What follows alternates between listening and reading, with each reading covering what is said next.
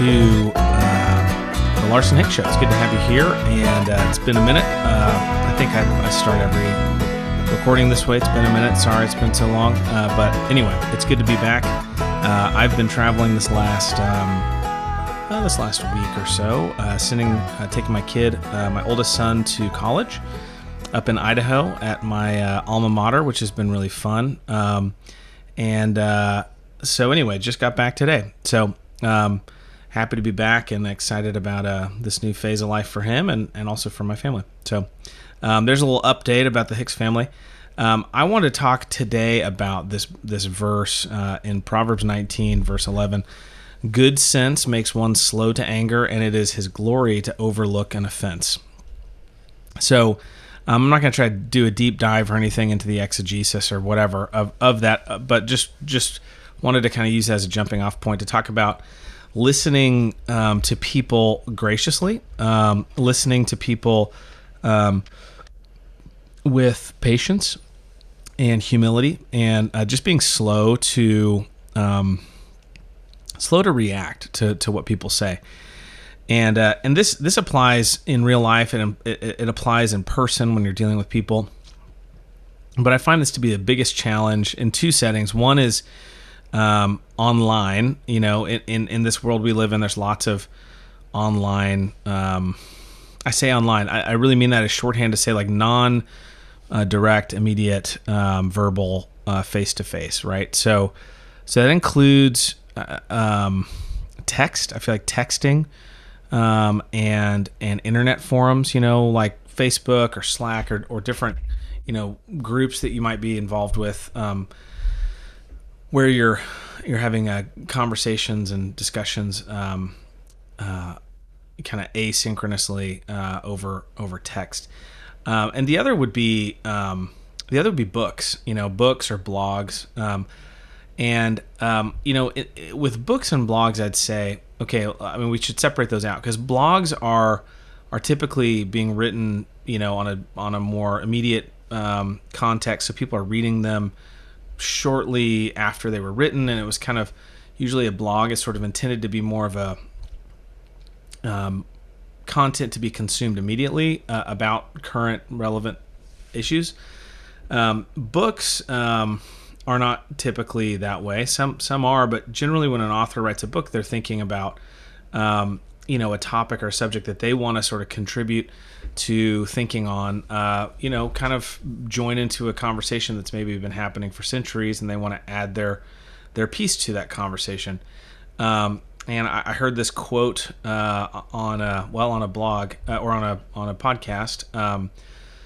The podcast with Josh Gibbs called Proverbial. He mentioned this quote, and I can't remember who said this, but it was something like, people in the past are like people from another country. They do things differently there, I think was the quote. And the point was that when you're reading someone who wrote something, 10 years ago, 20 years ago, 50 years ago, or 500 years ago, especially, you're talking with somebody who's from a different time, and so a good example is like the Bible. When you hear people getting up in arms about the way things are in the Bible, it's like you recognize that you're offended by these things that were going on in a culture that's potentially thousands of years, several thousands of years older. Do you really expect that they did things the same way that we do things today? And so I think I think it's easy for us as Christians to see those and go, yeah, of course it's absurd to expect that people behave the same way and act the same way, and that I wouldn't be out of place in that world. You would be wildly out of place in their world. They would be wildly out of place in our world. If you've ever read C.S. Lewis's Space Trilogy, when Merlin shows up, it's a great picture of that. It's just like, whoa, this guy is this great hero from the past, but he's also not from here, and he does things in a completely different way, says things that are completely different. And it's just like, to the extent that it's like, offensive almost, right? But he's good. He's good. It just takes some grace and some patience to see through that massive cultural difference. So I think the same thing's happening. Same thing's happening when we're reading blogs.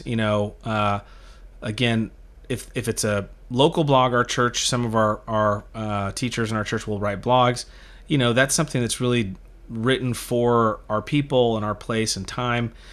So it should be easier to understand. It should be more applicable. But then sometimes you're reading a blog from somebody who lives in a different part of the country, who is addressing problems in their church community, and it's a different culture. People interact with each other differently. There's different customs, different ways of speaking, directly or indirectly about things. I think I heard this really hilarious comparison of the way that people in the South hang up the phone versus the way that people from other parts of the country hang up the phone. And it's like people in other parts of the country, when you get to the end of the conversation, you go, all right, well, talk to you later. Bye. And then people in the South, it's like there's like a whole 15, 20 minute sort of process where it's like, well, I probably should be letting you go here soon. But anyway, I just one last point, and you kind of slowly circle around and kind of bring it. And you don't want to be the person that's saying, I'm done talking. You want to say like, oh, you're too important. And, I better stop wasting your time. It's been great talking to you. And I'll just let you go, and it's like, anyway, it's just funny. It's funny to kind of look at it through that lens of, oh, that's a weird way that we do it. But we do that in the South. I've noticed that. It takes a while to kind of wind a conversation down. And it seems rude when somebody just goes, all right, see ya, and just hangs up. You're like, oh, wow, that was rude, And so I think that when you're reading a blog or you're reading, well, let's just leave it there at a blog. You're interacting with people who are from a different place and who are addressing people with potentially slightly different customs than yours. So their way of speaking may be a little offensive to you or may be easy to understand. So it takes extra effort to kind of interpret and not to allow yourself to get worked up about whatever they're saying. You need to kind of read it with some grace and some patience and go, maybe they're meaning something different. Maybe I shouldn't just assume this is like my that they're saying it the way that my pastor would say it if my pastor was saying this sort of thing. Well, then you talk about texting and internet, other kinds of internet, not asynchronous communication, and I feel like I see this so much where somebody is saying something and they're actually making an effort, to try to be nuanced or try to be sensitive, but people just have a snap reaction when they read something and go, "Is he saying this?" And like I noticed this. I had my whole I've got employees all over the country, and we all got together this last week, and it was funny because one of I guess it was 2 weeks ago, but one I noticed that I saw this thing happen in real time. We were all working together in the same building, which we don't normally do because we're all remote, and I watched as one of my employees sent a message, and I saw another employee go, "Hey, did you mean this, or are you saying this?" And the guy that had sent the message responded, "Oh gosh, no, I wasn't saying that. I meant this." "Oh, okay, great. When I first read it, I thought maybe you were saying this." And I thought, wow, how much drama was just avoided by the fact that these two people were in the same room when that message went out. This guy sent this message thinking in his own head he was being crystal clear. Somebody else received it and got a completely different understanding, and couldn't necessarily read the tone or understand exactly what he was alluding to. And I thought, in a normal asynchronous, setting where we're all working remotely, that might have taken several days and several conversations with other people. "Did you see this message that so-and-so sent me? Check it out. Like, can you believe the attitude? Like, oh man, wow, that's crazy. I didn't think, that person would talk that way or think that way, or like, is this a new policy that I didn't know about, this thing he's referencing?"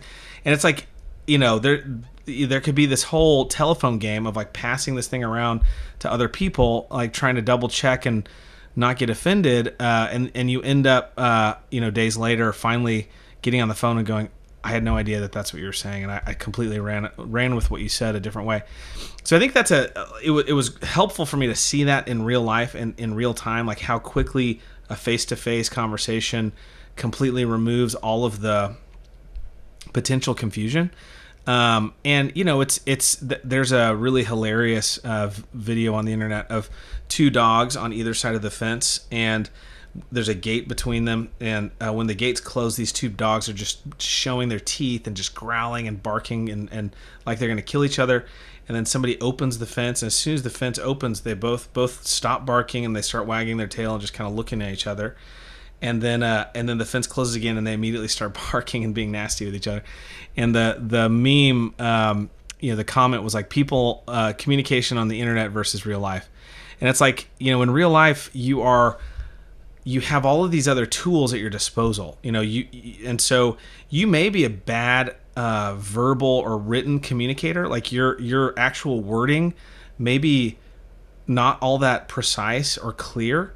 But you, as a human being, have made up for that, have figured out a way to communicate using everything else, using your tone of voice and using your eyes and your emotions and your hand motions. And while you're saying it, you're getting feedback in real time. You're watching their expressions. And we know faces so well that we can see, what I'm saying is not making sense to this person. I better keep explaining. I better keep saying it. And then you see the light go on in their head and you go, okay, I can see they're tracking now. Or you see that as you're talking that they're kind of getting offended, and you go and in real time you realize that and go, I better reword this because I think they're not getting it. All of that happens in real time without any real conscious effort. It's all kind of subconscious, but there's a lot that's going on there that keeps these conversations, this communication, from spiraling out of control with misunderstanding. You're able to ensure that your message lands and confirm as you're saying it that it's landing. Twitter is kind of the most extreme example of, Twitter has forced people to say things in this really short 100 and whatever it is, 22, 44 character window, of letters or words. And just in general, chatting and texting, it all tends to be a lot more brief. And so you just kind of spout off something, and in your head it sounds right, and in your head your tone is a certain way, but then somebody else reads it and they don't get it. And so I know I'm going on and on, but I'm trying to make a point here that this is a real challenge, and we've got to work extra hard to read and listen graciously and slowly. This was something I feel like I really learned in my theology class in college with Dr. Peter Leithart. He was big on this idea of reading other authors graciously, taking the time to make sure you really are processing what they're saying before running off with it. And it's a really important trait to have, especially in the world of theology, because theology is about God and everything that pertains to God. And obviously, people care deeply about anything that's said about God. And there's obviously massive implications if somebody's saying something wrong or false about God. And so, and what I see in the Reformed world is I see this kind of, especially newly Reformed people. The term cage stage has been commonly used to refer to people at this phase. I know I'm going to offend somebody by saying this, but I feel like I see a lot more of this with Reformed Baptists these days. There's a lot of people who grew up Baptist and are becoming Reformed, and they go through this phase that's kind of intense where it's like a light switch has gone on. I'm starting to see things in a particular way, and I'm starting to care a lot about theology. And now I'm looking at the way that I'm reading all these things, and every time I come across something that's not right, I just want to call it out and I want to shut it down. And it's kind of, I'm part of this tradition of men, reformers who have saved the faith by fighting the good fight. And look, obviously there's a lot that's good there. The danger is that you're not taking the time to read and listen and understand the arguments that you're interacting with.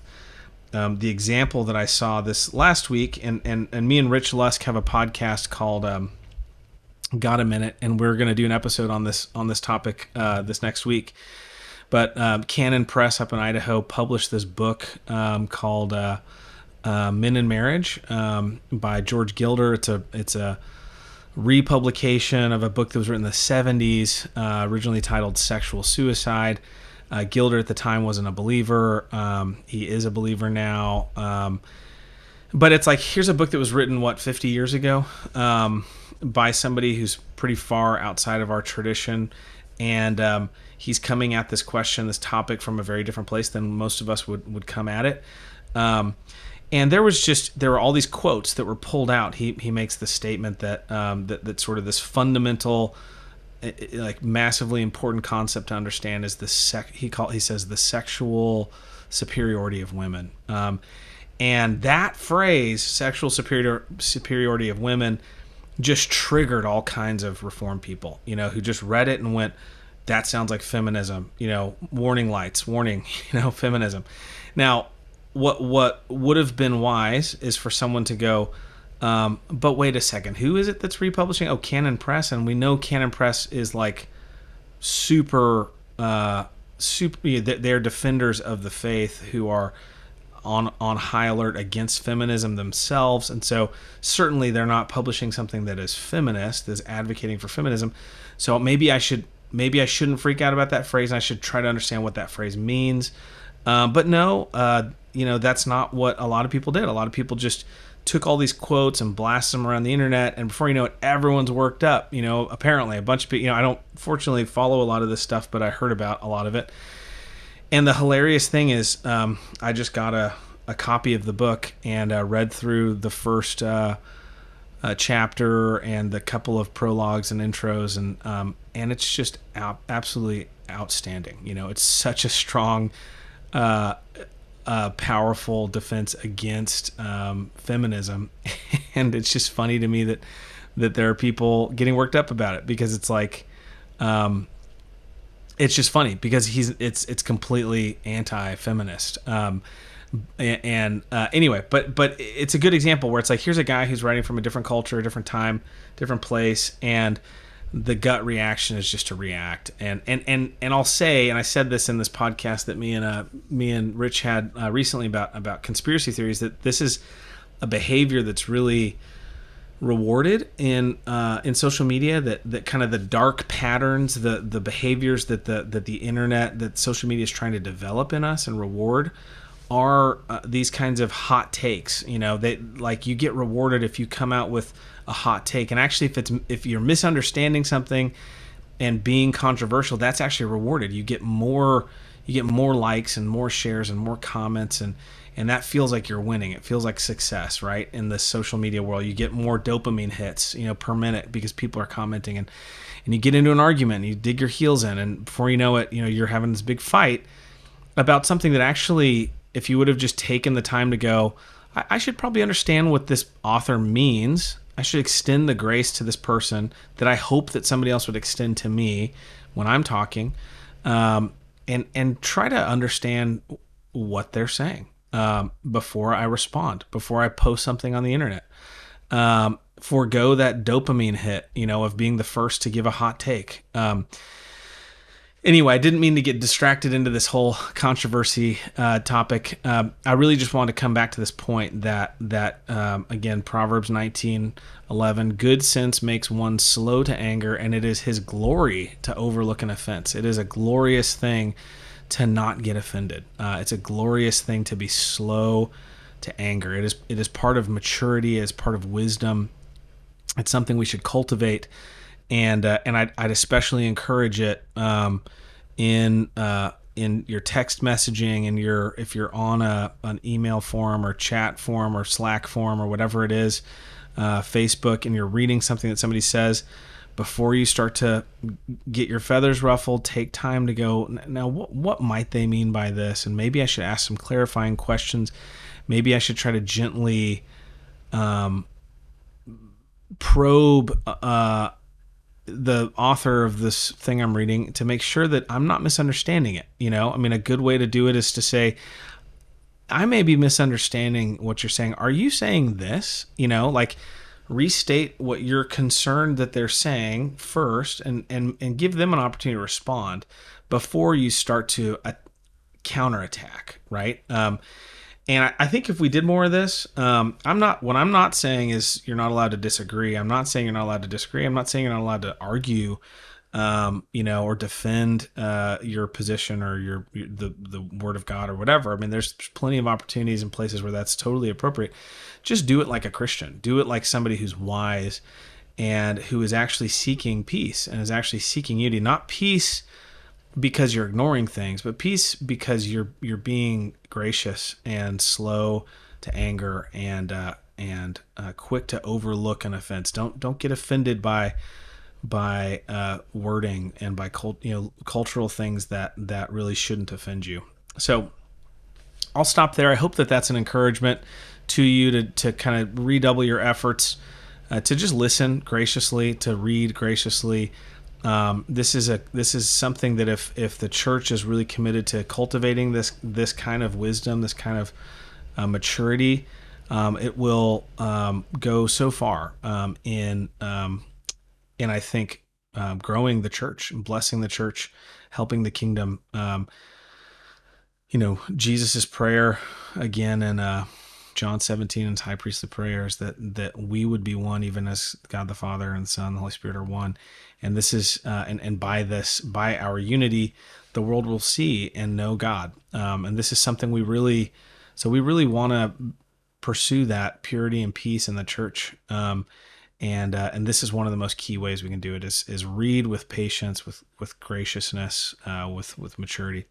So I'll stop there. It was great being back on here. I've got a few other things I'm probably going to put up here soon. So be looking for those, and we'll talk to you later. Bye.